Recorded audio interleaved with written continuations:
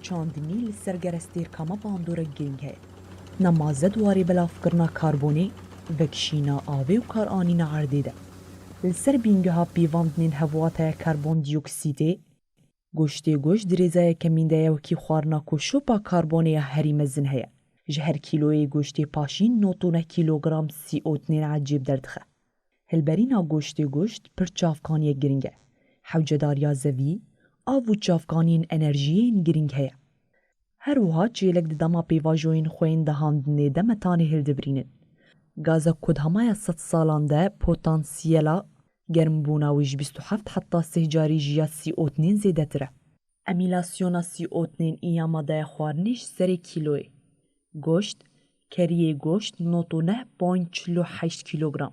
چکولاتا تاری 46.65 کیلوگرم.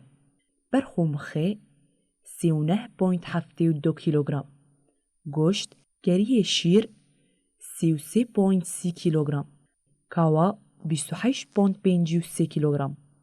کوچک چکری 26.87 کیلوگرم.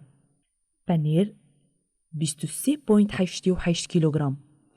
ماسی چکری 13.63 کیلوگرم. گوشت براز 12.31 کیلوگرم.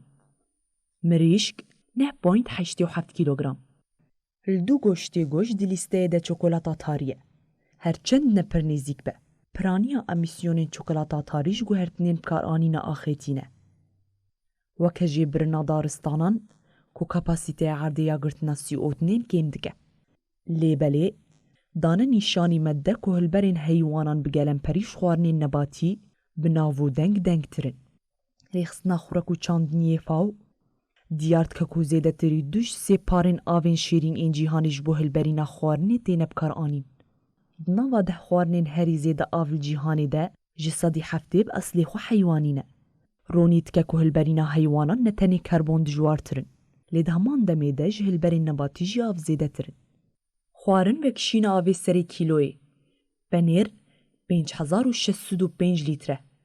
گوز 4.134 لیتره. ماسی چاندنی 3.691 لیتره. پشک چکری 3.515 لیتره. گوشت کریه شیر 2714 لیتره. برنج 2.248 لیتره. پیستک 1.852 لیتره. برخومخه 1.803 لیتره. گوشت براز 1796 لیتره. گوشت کریه گوشت 1.451 لیتره. فکین هشک این مینا گوز کیزو کو گوز. خوارنین خوامالی بگلم پری و کچار سر یک جبو کم کرنا باندورامه اکولوژی تی دست نشان کرد. لگوری و کولینان تشتاکو ام تخوازند کم کرنا شوپین هاور دورامه ده جهی که خوارنامه جیتی بیتر جوده یک چیدگه.